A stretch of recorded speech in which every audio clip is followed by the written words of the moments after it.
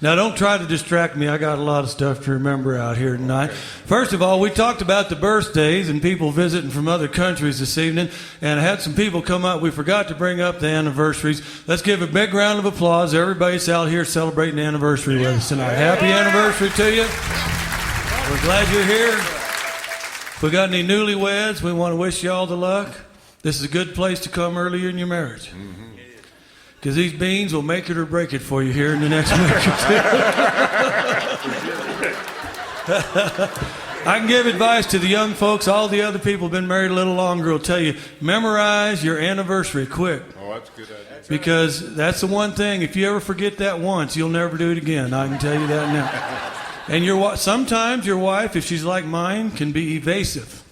And she can trick you. I was leaving the house one morning a couple years ago, and I'm just about ready to go out the door, and she comes up and says, "Do you know what today is?"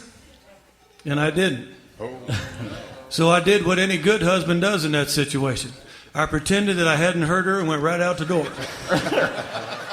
But you can bet I was sweating it on my way to work.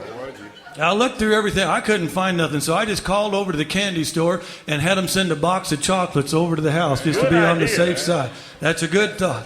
Well, but it didn't make me feel better because I knew I'd forgot something. So I started calling people. They didn't know. I'm looking through the book. So I called over to the florist that afternoon, had them send a dozen roses over there, too. Stopped by Safeway on the way home from work. I'm sweating blood now because I couldn't remember. I got one of them big heart-shaped balloons that says "I love you" across the front of it.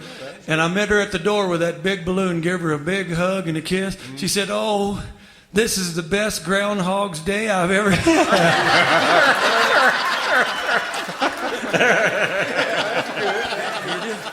You just want to make sure you know where you stand on those anniversaries and holidays and stuff.